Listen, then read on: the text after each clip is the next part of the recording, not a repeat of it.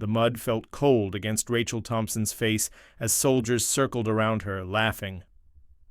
Sergeant Davis stomped on her rifle, his boot leaving a deep print in the metal. "You're 35 and still chasing war games," he sneered, loud enough for everyone to hear. "Go back to baking cookies where you belong." Blood dripped from her cheek onto her name tag as it hit the mud. The crowd of young recruits roared with approval, their smartphones probably already recording for social media. Rachel didn't move, didn't speak, but her fingers curled slightly, just enough to nudge a small stone beneath her collar. For a split second, a faded insignia shimmered in the Georgia sunlight before disappearing back under her uniform. They didn't know who she really was. None of them did. Fort Benning sprawled across the Georgia landscape like a small city built from dust and determination. Among the thousands of soldiers training there, Rachel Thompson stood out by trying desperately not to stand out at all. While other recruits boasted about their civilian achievements or military aspirations during chow time, she cleaned her weapon in absolute silence. Her auburn hair, always pulled back in a regulation bun, framed a face that never saw makeup. Those green eyes seemed perpetually focused on something beyond the horizon, something only she could see. She lived in the smallest barracks room, tucked away in the farthest corner of the compound. No television flickered in her window at night. No phone calls home interrupted her evenings. The only personal item visible was an old wooden footlocker beside her narrow bed, the sole possession she'd brought on day one. The other soldiers had noticed, of course. In a place where gossip traveled faster than bullets, Rachel Thompson had become everyone's favorite target of speculation. "Weirdo," they called her behind her back, and increasingly to her face. "Ghost lady," when they were feeling creative. "The mute," when they weren't. The names didn't seem to touch her any, more than rain touched stone. She absorbed them all and continued her routine with mechanical precision that unnerved even the drill sergeants. Every morning at 4:30, while the base still slumbered under a blanket of pre-dawn darkness, Rachel was already moving. Her feet hit the pavement running, literally. 10 miles around the perimeter, past the motor pools and training grounds, out to where the base met the edge of the Georgia pine forest. The guards at the checkpoint had grown so accustomed to her shadow passing by that they'd stopped bothering. To acknowledge her, after her run came the range, 500 rounds every single day, far exceeding even the standard set for designated marksmen. The rangemasters had initially been impressed by her dedication. That admiration quickly turned to confusion, then outright mockery. Despite firing more rounds than anyone else on base, Rachel Thompson had never once hit the bullseye. Not once. In 3 weeks. "Look at Thompson!" Private Jackson's voice carried across the range one afternoon, drawing snickers from the other soldiers. "All that practice and still can't hit center mass. What a waste of ammunition!" The laughter that followed had become as routine as her morning runs. They couldn't see what Lieutenant Coleman saw when he reviewed the targets every evening. Every single shot clustered perfectly in the 9 ring, forming a precise 5-pointed star pattern that could have been drawn with a compass. Coleman had stood in the range office that first week, sweat beading on his forehead despite the air conditioning. He knew that pattern. Everyone who'd served in certain circles knew that pattern. But that was impossible. Those people were ghosts, legends, or dead. He'd shaken his head and filed the target away, convincing himself he was seeing things that weren't there. Stress did strange things to a person's mind, especially when you'd been at Fort Benning as long as he had. But the pattern kept appearing. Day after day, with mathematical precision that made his hands shake whenever he plotted the shots on paper. Someone was playing games with him. Had to be. Because the alternative, that Rachel Thompson was exactly who that shooting pattern suggested, was terrifying. The mess hall buzzed with its usual evening chaos when Rachel walked in. Conversations didn't exactly stop, but they shifted, became pointed. She moved through the line methodically, accepting whatever the servers ladled onto her tray without comment or complaint. "Heard she cried during combat training yesterday," someone whispered loud enough to be heard 2 tables away. "Probably. Never saw a gun before the army," another voice added. "Bet she was a librarian or something equally useless." Rachel found her usual table in the corner, as far from the others as possible. She ate in silence, her movements precise and economical. Nobody sat with her. Nobody ever sat with her. What they didn't know was that she preferred it that way.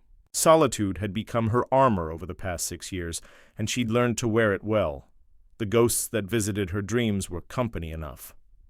As she stood to clear her tray, Sergeant Davis appeared beside her table like a predator sensing weakness.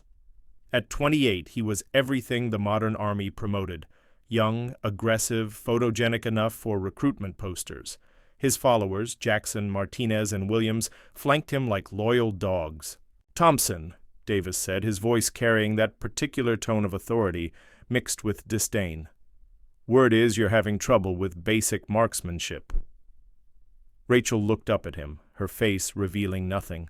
The mess hall had gone quiet, sensing drama. "Maybe you should consider a different career path," Davis continued, his smile sharp as broken glass. "Kitchen duty, maybe. Or better yet, civilian life. There's no shame in admitting you don't belong here." For a moment, just a moment, something flickered behind Rachel's eyes, something cold and dangerous that made Davis take an involuntary step back. But then it was gone, replaced by the same blank expression she always wore. "I'm exactly where I need to be, Sergeant," she said quietly. Davis recovered quickly, his embarrassment at backing down fueling his anger. "We'll see about that, Thompson. We'll see how long you last when the real training starts." As he walked away, his entourage following like a pack of hyenas, Rachel allowed herself a small, grim smile. The real training hadn't even begun yet.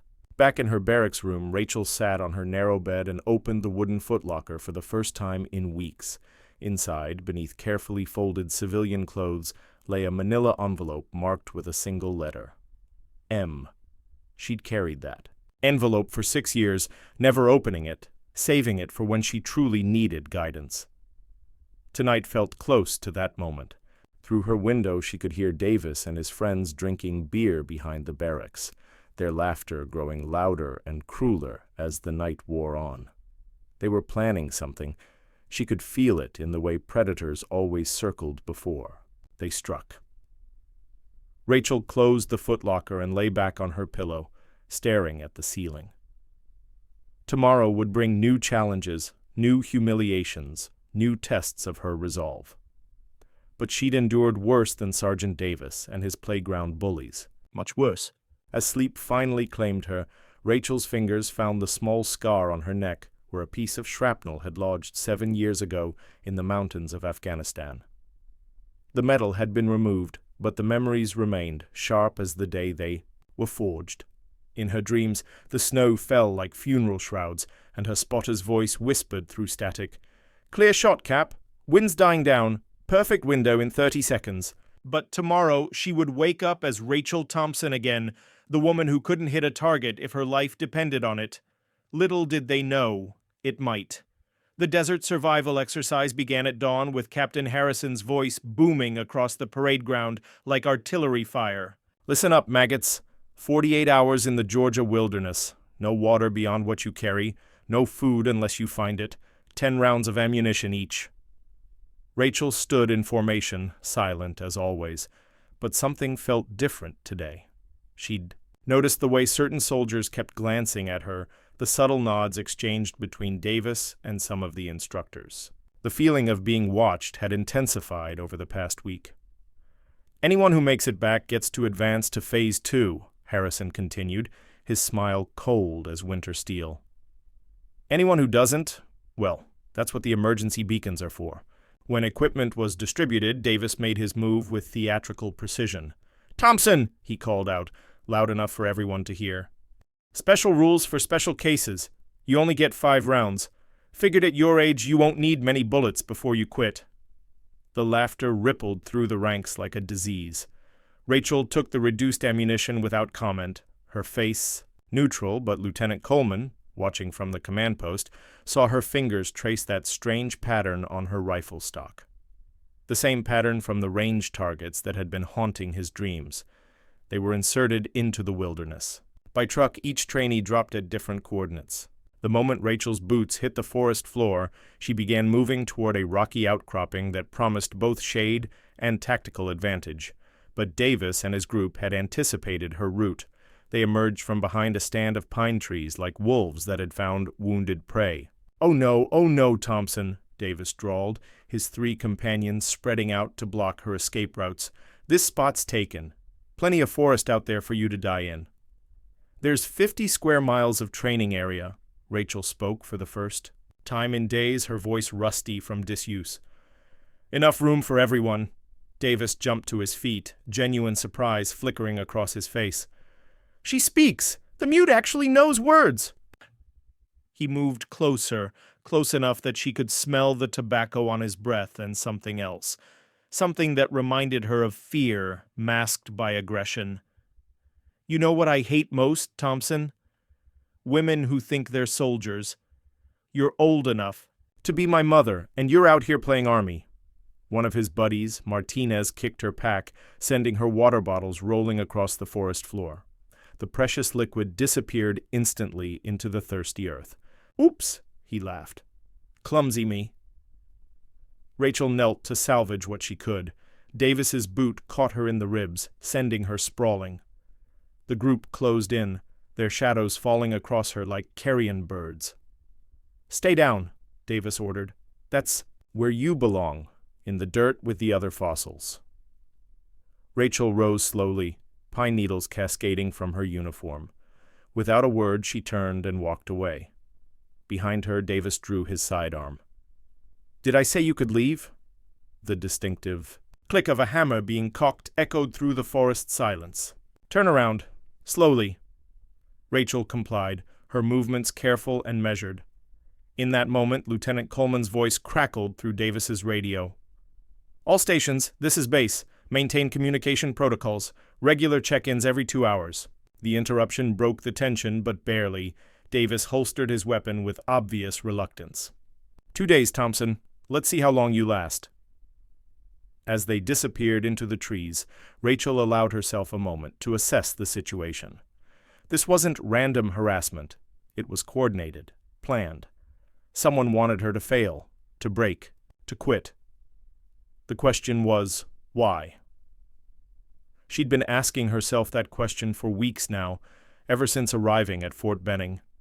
The letter that had brought her here had been signed with a single initial, M, in handwriting she'd have recognized.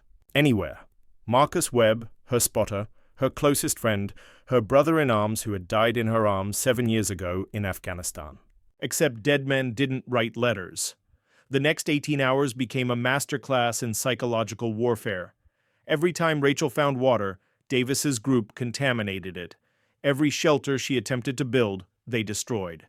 They fired shots into the air to attract the local wildlife, threw rocks at her when she tried to rest, and maintained a constant stream of verbal abuse that would have broken most people. "Give up, you old witch!" Jackson screamed as they kicked sand into her. Third water source. "Hit the beacon. Go home and bake cookies."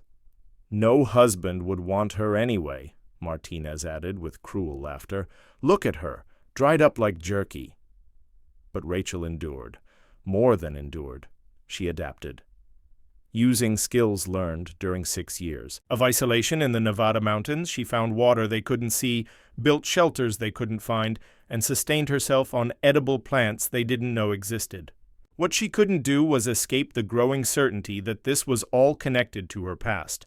The deliberate nature of the harassment, the way it seemed designed not just to break her, but to humiliate her specifically, suggested someone knew exactly who she was. Night fell like a hammer, and the temperature dropped to near freezing. Rachel shivered in her sweat-soaked uniform. Davis's group had taken her jacket hours ago, claiming it as a tactical acquisition. "Cold, Thompson?" Davis approached her. Meager camp, his voice dripping false concern. "I could warm you up. Got plenty of body heat to share." He reached for her arm. Rachel pulled back sharply. "Don't touch me." The words came out like ice crystals in the frigid air. "Don't?" Davis's face darkened with genuine anger. "Did you just give me an order? You don't command anyone here. You're nothing, less than nothing." He grabbed her wrist. Rachel twisted. using his momentum against him, a move so fluid and practiced that it spoke of extensive combat training.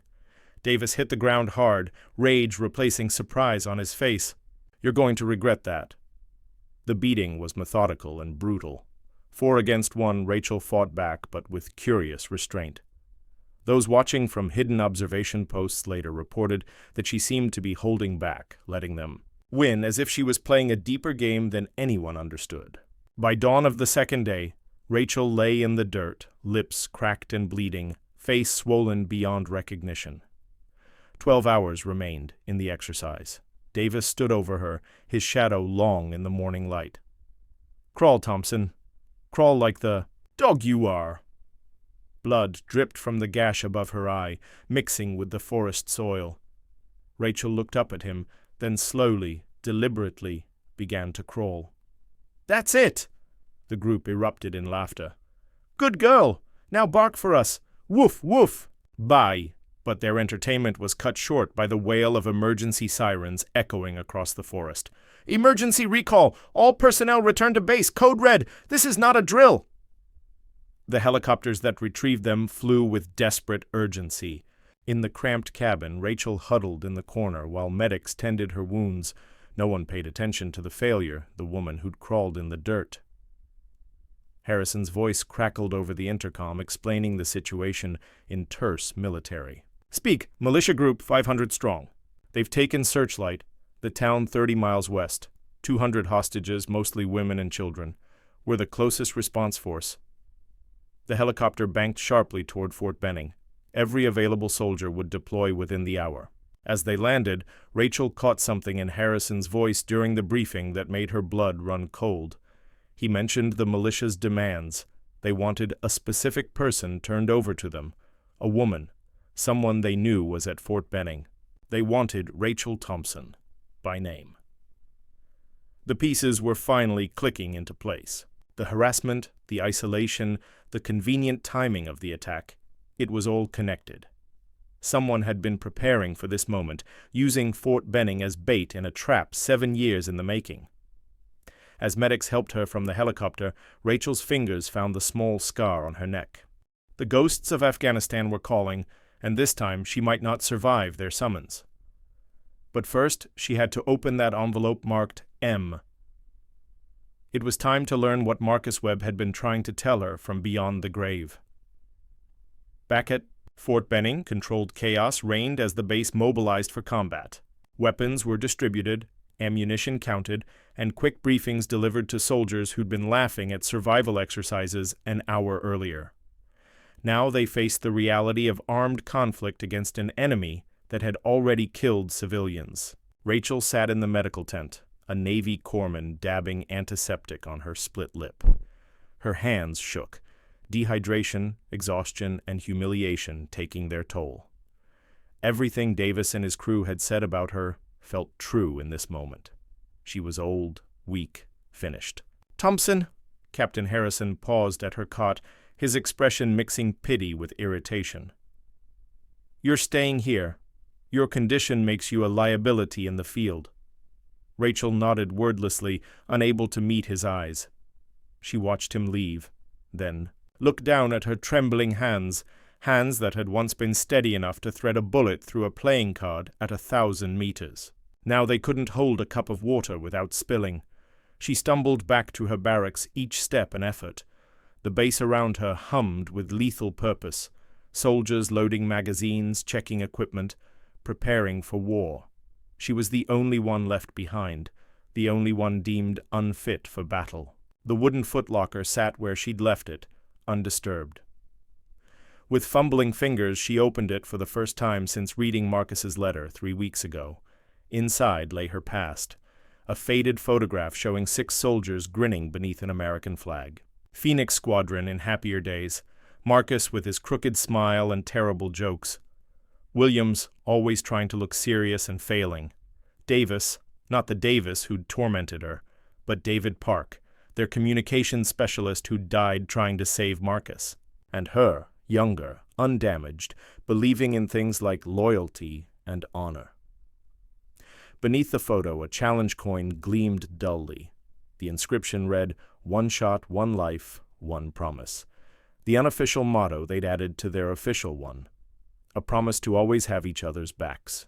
At the bottom of the footlocker waited the envelope she'd been too afraid to open earlier. With steady hands, steadier than they'd been all day, she tore it open and read, "Rachel, if you're reading this, it means I succeeded in faking my death. Yes, I'm alive. Thompson, our Thompson, not you, was just the tip of the iceberg. Someone high up wanted Phoenix Squadron gone, and they're not finished. Fort Benning is a trap, but I knew you'd come anyway. You never could resist a mystery. They're going to hit Searchlight. It's not really a militia. It's connected to our past. Only Hawkeye can stop what's coming. Trust me one more time. Look for the star pattern. You'll know what to do. M.P.S. Davis isn't who he seems. Watch him." Rachel's hands stopped shaking as she read the letter again. Pieces clicked into place with mechanical precision. The deliberate humiliation, the too convenient militia attack, the familiar pattern of betrayal that had destroyed Phoenix Squadron 7 years ago. Someone was using Fort Benning as bait, and she'd walked right into it. But now she knew. Now she understood. From the bottom of the footlocker, she pulled out something wrapped in oilcloth. Her fingers remembered the shape before her eyes recognized it, a custom Kestrel weather meter and rangefinder that had seen 7 years of hard use. Beneath it, folded with military precision, lay black tactical gear bearing no insignia, the uniform of a ghost. Rachel Thompson vanished into the barracks bathroom. What emerged 10 minutes later was something else entirely. The deployment staging. Area buzzed with activity when a figure in black walked through the doors. Conversations died mid-sentence as soldiers turned to stare. Rachel Thompson stood there, but not the Rachel Thompson they knew. This woman moved with predatory grace, a Barrett M82 anti-materiel rifle balanced on her shoulder, like it weighed nothing.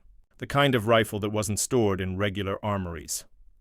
"Thompson!" Harrison's voice cracked with disbelief. How did you... "Fort Benning Armory, Locker 7. Rachel's voice carried command authority that made lieutenants snap to attention. Biometric lock only accessible with Level 9 clearance or higher. "That's impossible," Harrison sputtered. "Level 9 is reserved for Special Operations Command, Tier 1 operators." Rachel began attaching a specialized scope with practiced efficiency that spoke of muscle memory forged in combat. "I need a spotter and exact coordinates of the hostage location." Davis laughed, but it sounded forced, almost desperate. "Still playing pretend, old lady? This is real combat, not your fantasy." The movement was so fast that most missed it entirely. Rachel drew her sidearm and fired. The bullet passed through Davis's patrol cap, close enough to singe hair. A perfect line of blood appeared where it grazed his scalp. "Next time I aim 2 inches lower," she said conversationally, holstering the weapon. "Anyone else have comments about my age?" The silence was absolute. Even the ammunition being loaded seemed to pause its metallic song. Lieutenant Coleman's face had gone pale as he stared at the woman who'd just made an impossible shot without seeming to aim. "Hawkeye," he whispered, the word carrying like a prayer. "Captain Rachel Hawkeye Morrison." "Lieutenant Colonel Rachel Morrison," she corrected, checking her rifle's action with the fluid movements of a master craftsman. "Now those coordinates. We have 200 civilians who need extraction." As the transport helicopters lifted off toward Searchlight, Rachel sat apart from the others, her presence creating a bubble of empty space even in the crowded aircraft. The other soldiers stole glances at her, trying to reconcile the woman they'd mocked with the legend Coleman had whispered about during the flight. 2,341 confirmed kills, the longest recorded shot in military history. 3 Silver Stars and a Medal of Honor so classified it didn't officially exist. Phoenix Squadron, the most elite sniper unit in United States military history. But Davis wasn't looking awed or intimidated. He was looking scared, and not of the upcoming battle. His eyes kept flicking to the radio equipment, to his watch, to anywhere except Rachel's face. Because Marcus had been right. Davis wasn't who he seemed. And soon everyone would know exactly what that meant. The helicopter banked toward Searchlight, where 200 innocent people waited for salvation or death. Rachel Morrison closed her eyes and let herself remember what it felt like to be the weapon that decided which it would be. After 7 years of hiding, Hawkeye was about to fly again. Searchlight appeared below them like a wound carved into the Georgia landscape. The small town of 800 had been turned into a fortress of fear, its main street littered with abandoned cars and broken glass. The militia had taken the elementary school, a cruel choice that spoke of calculated psychological warfare. Pink stucco walls that once held children's laughter now bristled with rifle barrels. 2 bodies lay in the playground, a warning to anyone thinking of approaching. Even from 1,000 feet up, Rachel could see the tactical positions, count the muzzle flashes, and assess the threat level with the cold precision of a machine designed for killing. Intel says 17 shooters visible, the operations officer reported over the helicopter's comm system. Unknown number inside. They've threatened to execute 1 hostage every 10 minutes if their demands aren't met. What demands? Someone asked, though Rachel already knew the answer. They want her. The officer pointed directly at Rachel. By name, they want Lieutenant Colonel Rachel Morrison, and they want her alone. A grim smile played at the corners of Rachel's mouth. Of course they do. She found her position on the town's water tower, 1,147 meters from the school, a distance that would have been impossible for any normal sniper. The young corporal assigned as her spotter, Martinez, sat up beside her with visible nervousness. "Ma'am," Martinez whispered, his voice tight with anxiety. "The wind's gusting at 35 knots. The distance? Nobody can make this shot." Rachel didn't respond. She was already elsewhere, her mind calculating angles, wind drift, bullet drop, Coriolis effect. Her breathing slowed, her heart rate dropped. 58 beats per minute. 57, 56. The world narrowed to the scope's view and the mathematical certainty of physics. "Target acquired," she reported with mechanical calm. "Leader visible, 3rd floor window, northeast corner." Through her scope, she could see him clearly, a man in his 40s with military bearing and expensive equipment. Not militia at all, but professional. He held a pistol to a young girl's head, counting down on his fingers for the cameras his men were undoubtedly streaming online. Wait, Harrison's voice exploded through the radio. "Hold for the assault team to get into position. Too risky." "No time," Rachel exhaled slowly, finding that place between heartbeats where the world stopped moving. "He's counting down. 3, 2. The rifle spoke with thunder's authority. 1.3 seconds later, the militia leader's head snapped back.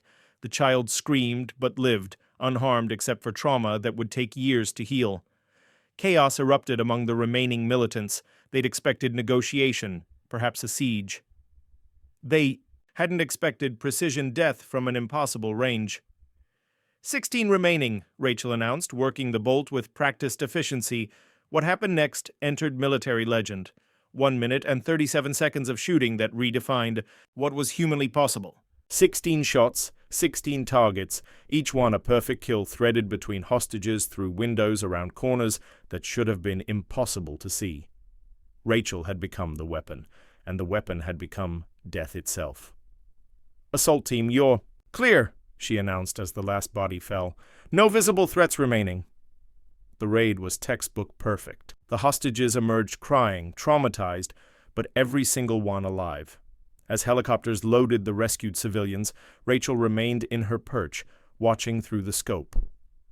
Movement in the command vehicle the militia had abandoned caught her. Attention. A figure trying to slip away in the confusion, someone who'd stayed hidden during the fighting. "Harrison!" she called over the radio, her voice cutting through the celebration. "Detain Sergeant Davis. Now?" "What? Thompson? He's one of ours." "He's Thompson's contact," Rachel's voice carried absolute certainty. "Check his left shoulder. He'll have a scar from Hindu Kush, triangle shape from shrapnel." The arrest was swift. Davis tried to run, confirming guilt better than any confession. When they stripped his shirt, the scar was exactly where Rachel had said it would be. A piece of Afghan shrapnel that had cut him 7 years ago when Phoenix Squadron died. Except they hadn't all died. Some had been bought, turned, recruited by enemies who played longer games than anyone imagined. Back at Fort Benning, the base had assembled in the largest formation anyone could remember. Word traveled faster than wildfire in the military. The woman they'd humiliated, beaten, mocked, had just pulled off the impossible. General Andrews himself appeared on the main screen via satellite link from the Pentagon. Lieutenant Colonel Rachel Morrison, his voice boomed across the parade ground. Or should I say, Colonel Rachel Morrison. Harrison stood at attention, confusion written across his face like a foreign language he couldn't read. Field promotion, effective immediately, Andrews continued. For those wondering why one of America's most decorated warriors was crawling in the dirt yesterday, the answer is simple. We had moles, multiple moles embedded at various levels of command. The general's face hardened with the kind of anger that moved mountains and ended careers. Colonel Morrison volunteered to draw them out by appearing vulnerable. She endured weeks of deliberate harassment and humiliation to identify a network that had been operating for 7 years. A hand shot up in the crowd. "Sir, why the deception? Why let us—" "Because some people," Andrews cut him off with laser precision, "reveal their true character when they think they're kicking someone who's down. 13 arrests have been made in the last hour, a network 7 years in the making, destroyed because they couldn't resist attacking what they perceived as weakness." The assembly was dismissed, but nobody moved quickly. They milled about, in stunned silence, trying to process what they'd witnessed. The woman they'd called a failure had just redefined the possible. Davis's crew, minus Davis himself, approached Rachel with the awkward shuffle of the deeply ashamed. "Ma'am," Jackson started, his voice cracking like a teenager's. God, we're sorry. We didn't know." "Stand up straight," Rachel said quietly. They snapped to attention, muscle memory overriding embarrassment. "You don't apologize for not knowing classified information," she continued, her voice carrying the weight of hard-won wisdom. "But you do owe yourselves an apology. You saw someone different, someone who didn't fit your idea of a soldier, and you attacked." "That's not strength. That's fear." She turned to leave, then paused. "You want to know the difference between a good soldier and a great one? A good soldier wins battles. A great soldier wins them with honor intact." As the sun set over Fort Benning, painting the sky in shades of amber and promise, Rachel Morrison stood alone on the roof of the command building. The desert wind carried the sounds of a base returning to normal, orders being shouted, engines starting, life continuing. Martinez found her there, the young corporal who'd spotted for her during the impossible shots. "Ma'am, the general wants to know if you'll take command of the reconstituted Phoenix Squadron." Rachel didn't turn around. "Tell him I'll think about it." "Ma'am, can I ask something?" "Go ahead." "You could have revealed yourself any time. Stop the humiliation." "Why?" "Didn't you?" Rachel finally turned, and Martinez saw something in her eyes that made him step back. Not anger, not pride, but something deeper and infinitely sadder. "Because sometimes, Corporal, the hardest battles aren't against enemies. They're against our own assumptions. Every person who kicked me when I was down revealed who they really were. That intelligence is worth more than pride." She walked past him toward the stairs, then stopped. "Oh, and Martinez? Good spotting today. You've got potential." As she disappeared into the building's shadows, Martinez stood alone with the sunset, understanding that he'd just witnessed something rare in the modern world, a warrior who understood that the greatest victories weren't always won with weapons. In the distance, a rifle cracked on the practice range, someone else chasing perfection, trying to be better. The sound carried on the wind like a promise. The secure conference room at Fort Benning hummed with tension as Rachel Morrison sat across from a collection of officers whose combined ribbons could wallpaper a small house. General Andrews participated via secure video link, his weathered face filling the largest screen. 3 days had passed since Searchlight, and the reverberations were still being felt across the military intelligence community. 13 arrests had grown to 37 as the investigation widened, revealing a conspiracy that reached into the highest levels of command. "The network called itself Lazarus," Andrews began, his voice carrying the weight of classified revelations. Named after the biblical figure who rose from the dead, they recruited personnel who were officially killed in action, but actually turned by enemy assets. Rachel studied the photographs spread across the conference table, faces of men and women she'd served with, trusted, called family, all supposedly dead, all actually working for the highest bidder.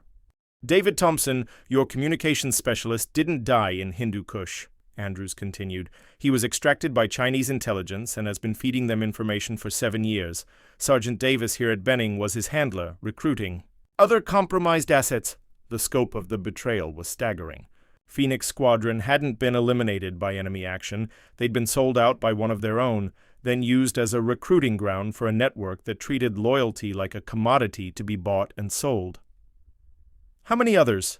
Rachel asked, her voice steady despite the fury building in her chest.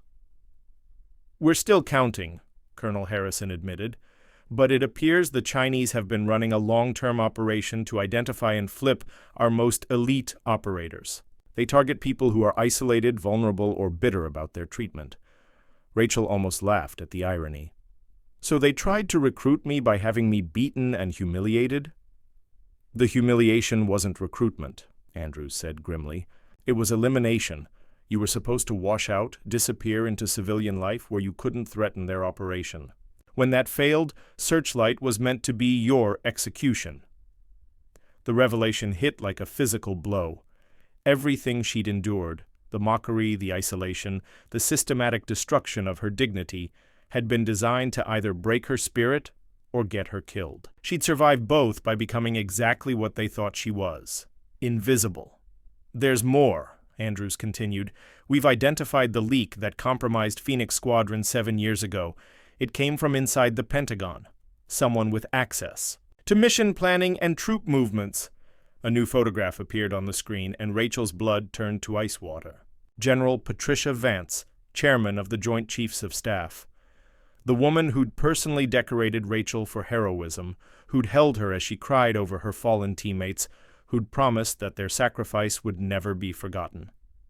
Vance has been feeding intelligence to Lazarus for 8 years, Andrews said, his voice heavy with disgust.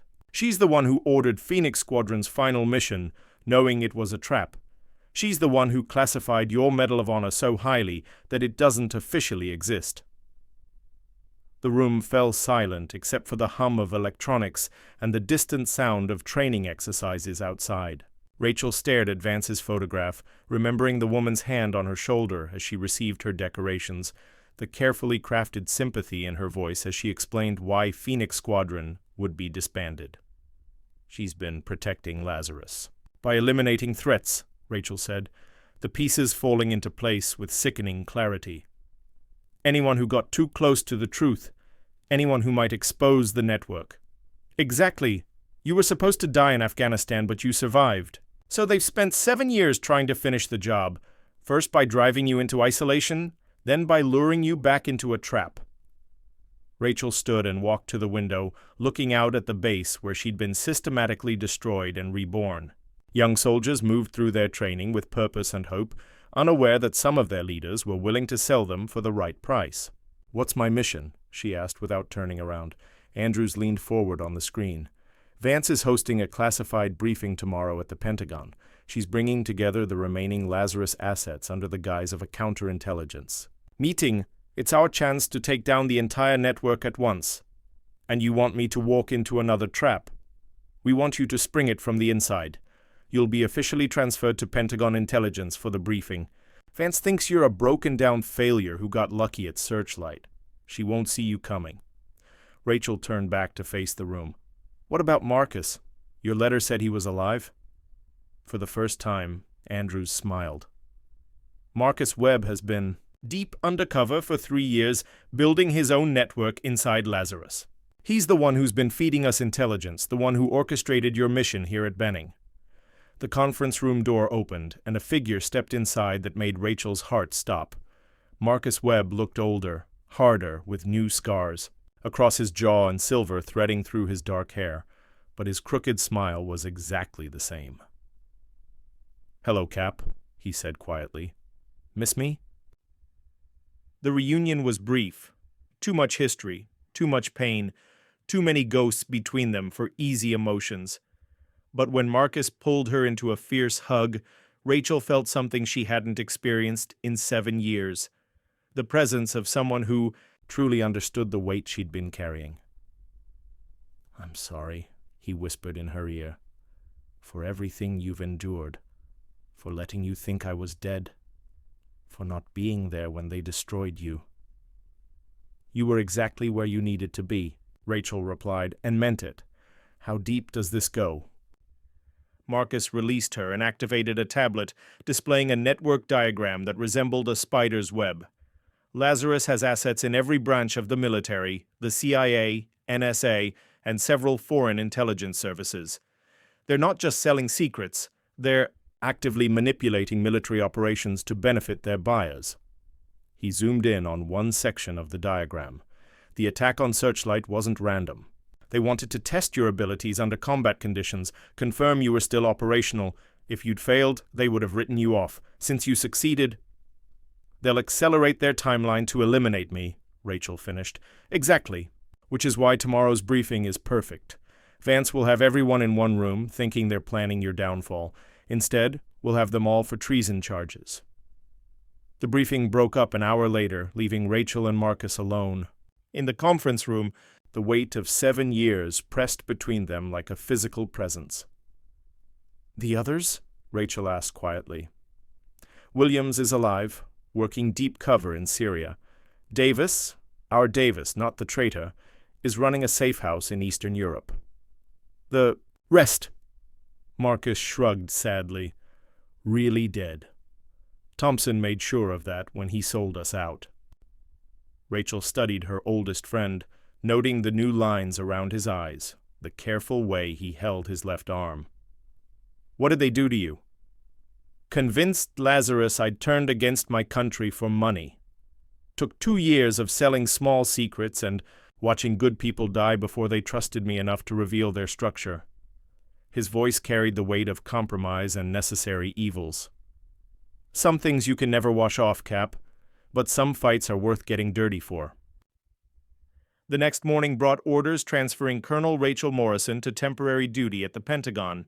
She packed light, just her dress uniform and the wooden footlocker that had traveled with her from Nevada to Georgia to whatever came next. As her transport helicopter lifted off from Fort Benning, Rachel looked down at the base where she'd been broken and reborn. The young soldiers looked like ants from this height, but she remembered each face that had mocked her, each voice that had called her weak. They'd been wrong about her strength, but they'd been right about one thing. She was different. The difference was that she'd learned to weaponize her pain instead of being destroyed by it. In 6 hours, she would walk into the Pentagon carrying enough evidence to destroy a network that had been operating for nearly a decade. General Vance would be expecting a broken woman looking for validation. Instead, she would find the ghost. A Phoenix squadron, and ghosts had long memories. Marcus's voice crackled through her earpiece. "Remember, Cap, 1 shot, 1 life, 1 promise." Rachel smiled grimly as Washington, D.C. appeared on the horizon. Some promises took longer to keep than others, but they were always worth the wait.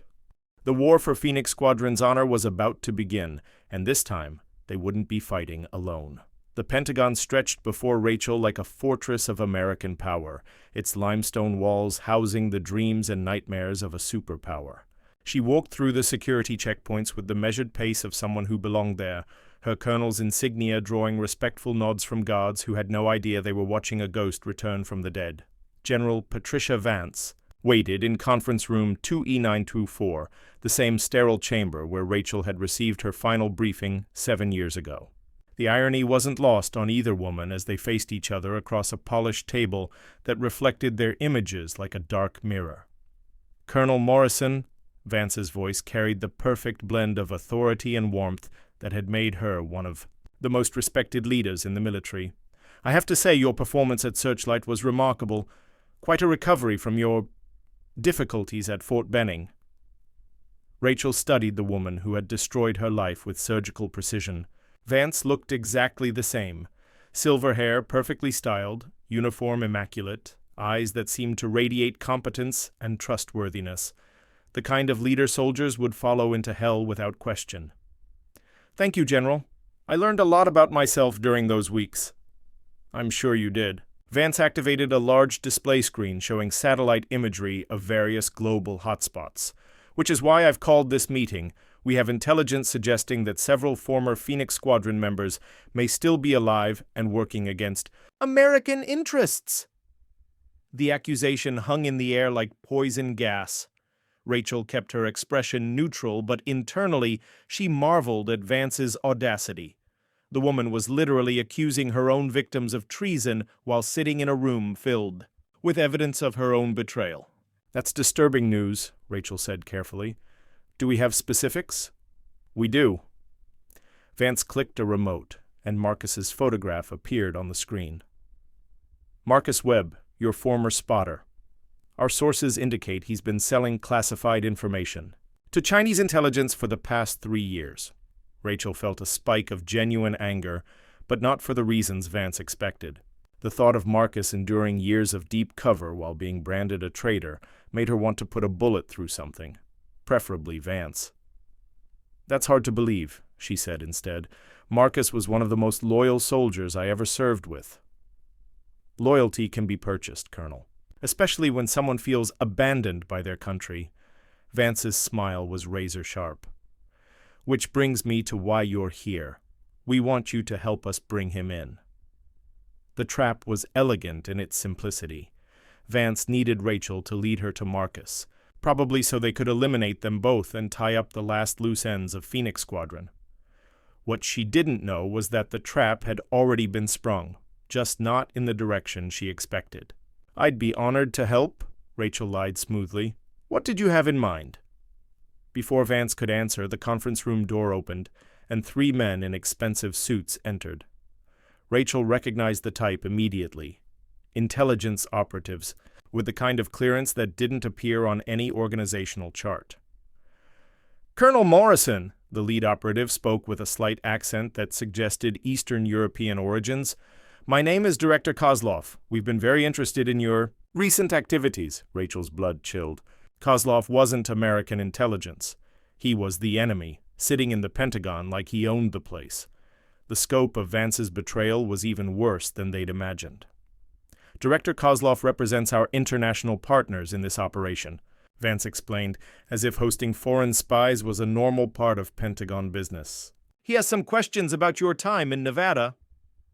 For 6 hours, they grilled her about her isolation, her contacts, her activities during the years she'd been presumed dead.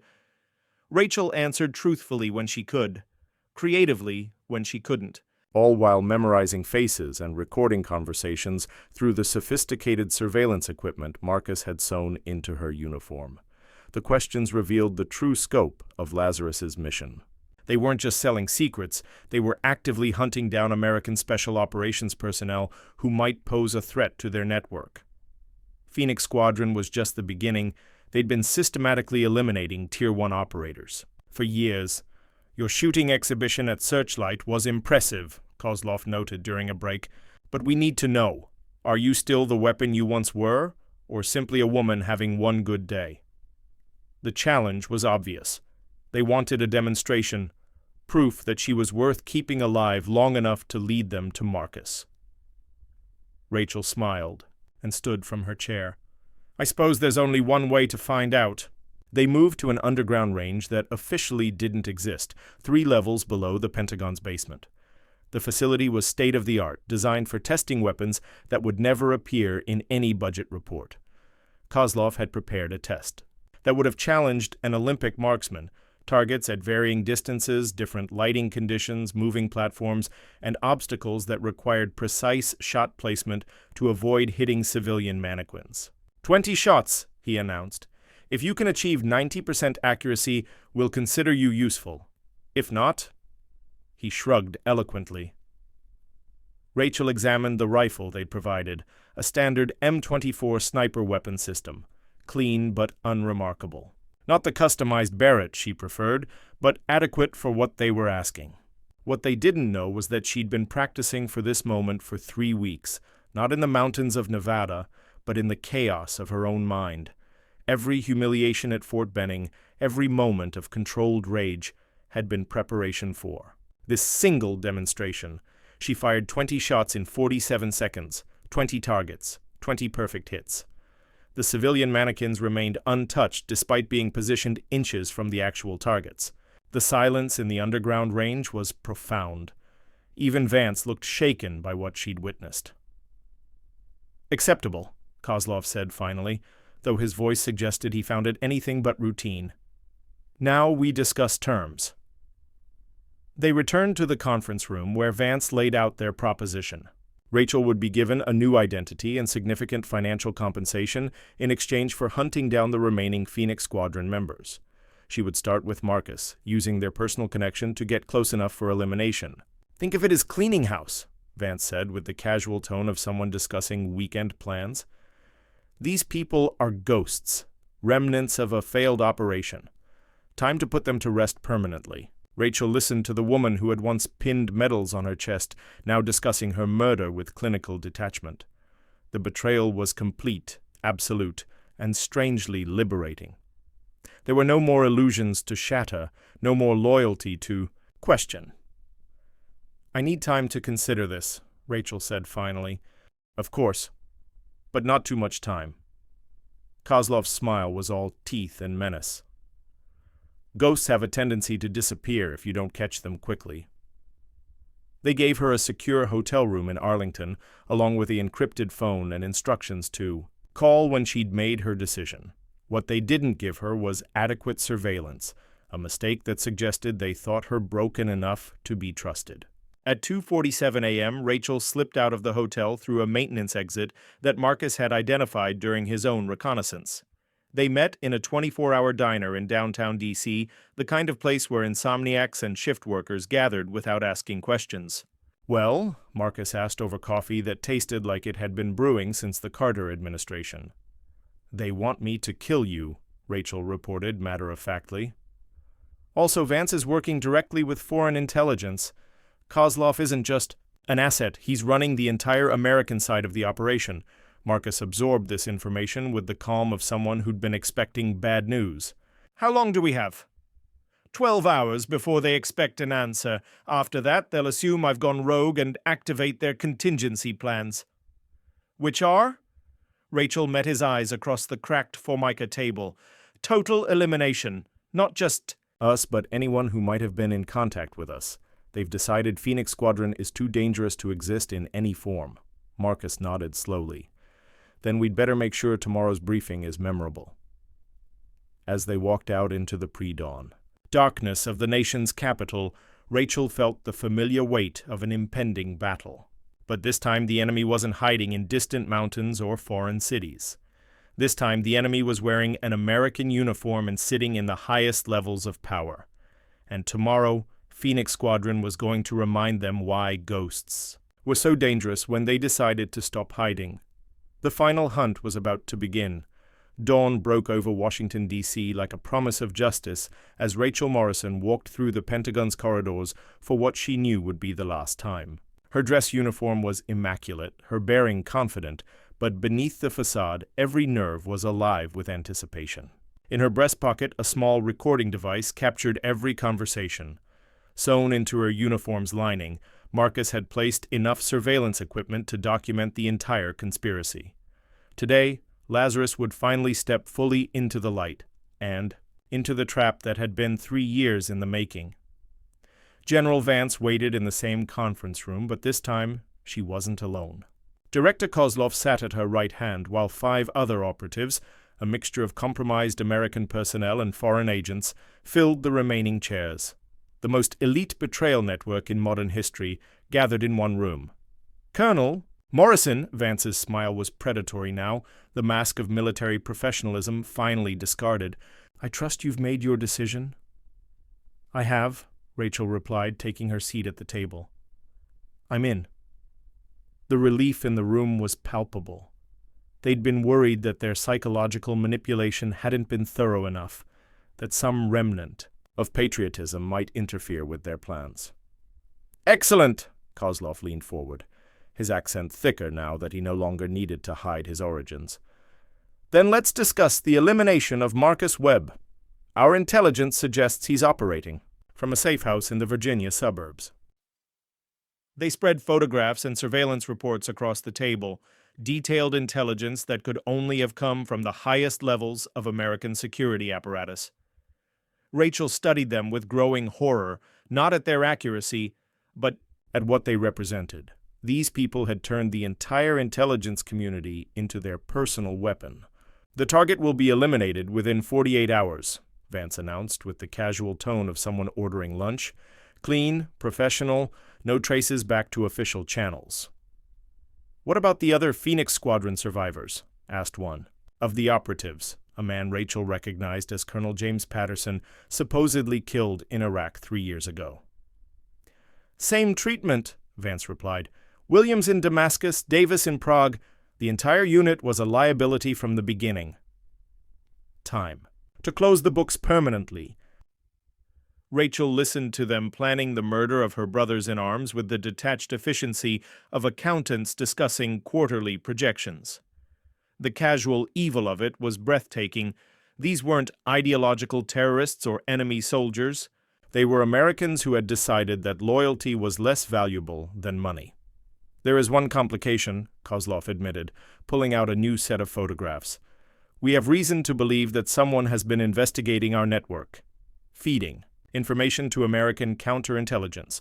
The photographs showed surveillance images of Marcus meeting with various individuals over the past months. What looked like treasonous contact to Kozlov was actually the careful construction of the case that would destroy them all. Who? Vance demanded, her composure cracking slightly.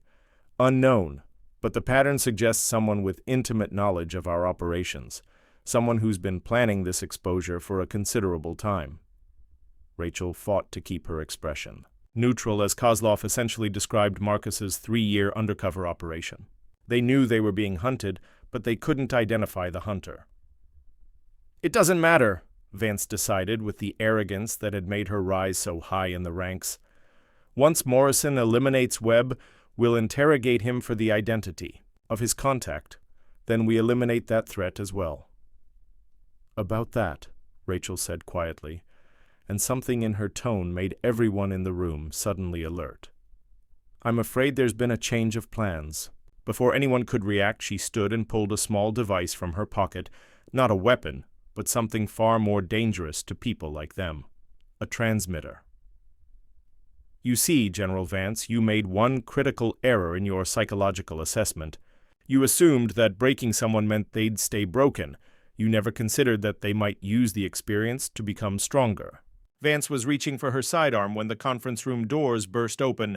Marcus Webb entered with a team of FBI agents, followed by General Andrews and enough federal marshals to arrest a small army. "Nobody move!" the lead FBI agent's voice boomed through the room. "You're all under arrest for treason, conspiracy, and violation of the Espionage Act." Chaos erupted. Kozlov tried to destroy documents while Patterson made a break for the window. 2 of the operatives attempted to draw weapons before being tackled by federal agents. Only Vance remained calm, her hands visible on the table, her eyes fixed on Rachel with something approaching admiration. "How long?" she asked quietly. 3 years, Rachel replied. "From the moment Marcus made contact, every meeting you've had, every operation you've planned, every person you've betrayed, we have it all." "The humiliation at Fort Benning?" "Necessary theater. We needed you to believe I was broken, desperate, vulnerable. You had to think you were recruiting me instead of walking into a trap." Vance nodded slowly as the federal marshals approached. "With handcuffs. I underestimated you. That's not a mistake I've made often." "You didn't underestimate me," Rachel said as they led Vance away. "You underestimated what happens when you try to destroy someone who has nothing left to lose."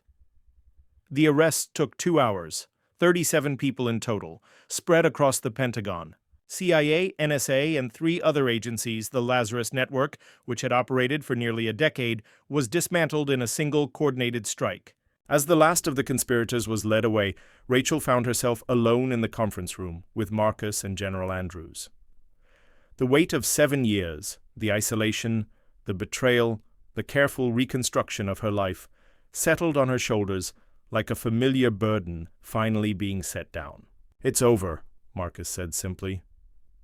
"This part is," Andrews corrected, "but there's still the matter of Phoenix Squadron's official reinstatement.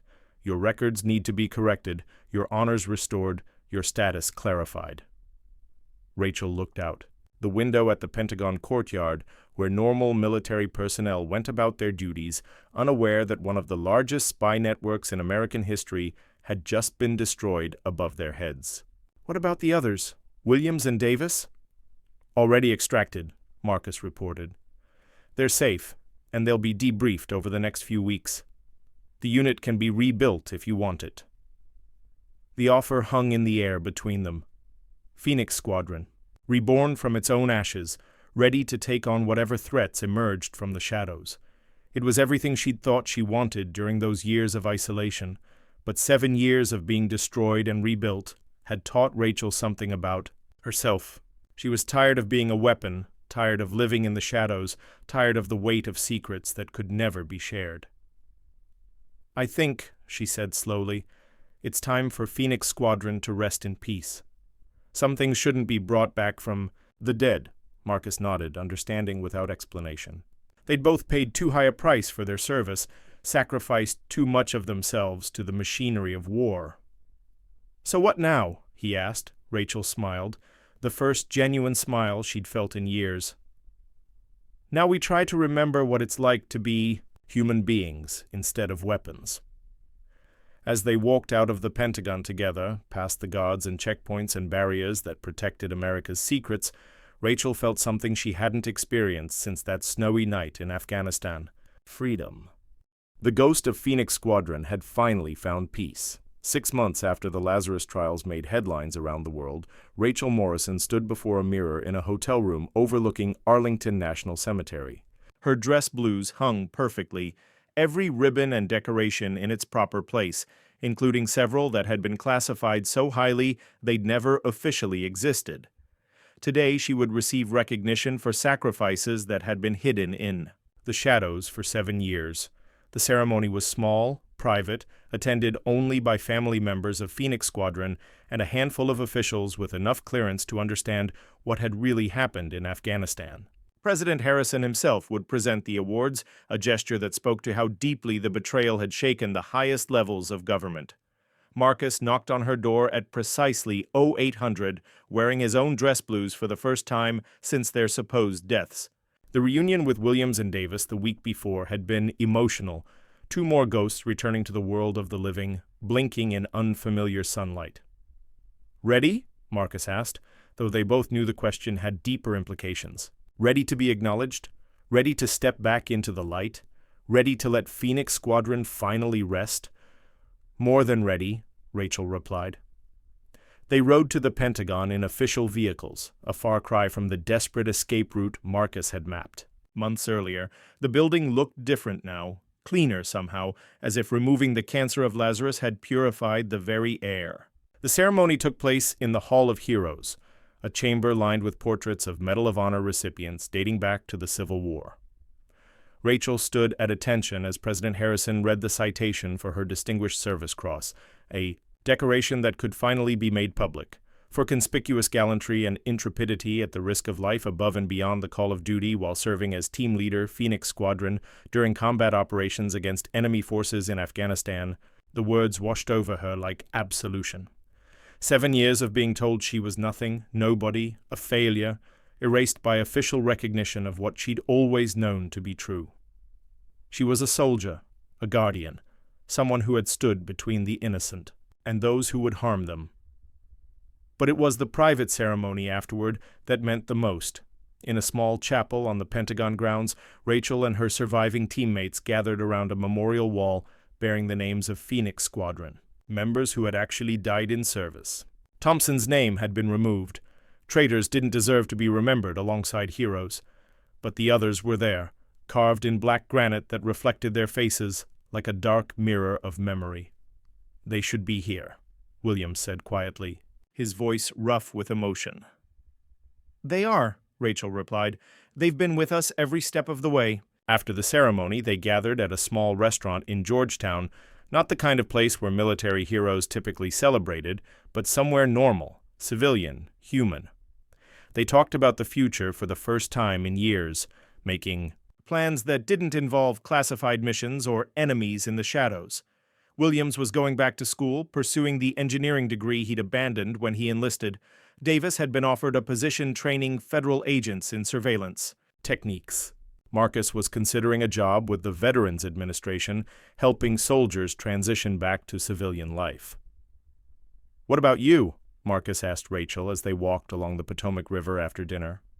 Rachel was quiet for a long moment, watching the lights of Washington reflect on the dark water. For 7 years, her life had been defined by what had been taken from her. Now she had the chance to define it by what she chose to build. "I got an offer from a veterans organization," she said finally. "They want me to work with female service members who've experienced trauma, help them navigate the system, fight for their benefits, make sure they don't fall through the cracks." It was perfect, really. All those years of being invisible, of being dismissed and underestimated, had taught her how to navigate systems designed to exclude people like her. Now she could use that knowledge to help others. "Sounds like Phoenix Squadron isn't quite done saving people," Marcus observed with a smile. "Just a different kind of mission." They reached the Lincoln Memorial as the sun was setting, painting the marble figure in shades of gold and promise. Rachel thought about the words carved into the walls, about government of the people, by the people, for the people, about the price of preserving democracy and the people willing to pay it. 7 years ago she'd thought her service was over, ended by betrayal and buried in classified files. Now she understood that service took many forms. Sometimes it meant being a weapon in the shadows. Sometimes it meant being a voice for those who couldn't speak for themselves. As they walked back toward their cars, Rachel felt her phone buzz with a text message. It was from one of the young soldiers at Fort Benning, Jackson, the kid who'd mocked her during survival training and later apologized with tears in his eyes. "Ma'am, wanted you to know I got accepted to officer candidate. School, thank you for showing me what real strength looks like." Rachel smiled and showed the message to Marcus. "Think we made a difference?" "I think," Marcus replied, "we reminded people that heroes don't always look like what they expect. Sometimes they look like someone getting beaten down but refusing to break." They parted ways at the metro station, each heading toward whatever came next. Rachel rode the train back to her hotel, watching the lights of the Capitol slip past the windows. Tomorrow she would fly back to her cabin in Nevada, pack up 7 years of isolation, and begin the next chapter of her life. But tonight, she allowed herself to remember, not the pain or the betrayal, but the moments that had made it all worthwhile. The children walking out of that school in Searchlight, alive because she'd refused to stay broken. The young soldiers who might think twice before judging someone by appearances. The system that was a little cleaner because she'd been willing to walk into the shadows and drag the corruption into the light. In her hotel room, Rachel opened the wooden footlocker one last time.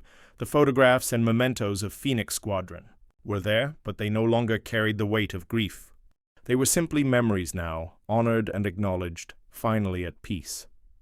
She picked up a pen and wrote a letter to her younger self, the woman who'd crawled in the mud at Fort Benning, who'd endured humiliation and worse because she believed in something larger than herself. "You are not broken. You are not finished. You are exactly who you need to be, when you need to be it. The people who try to destroy you will reveal their own character in the process.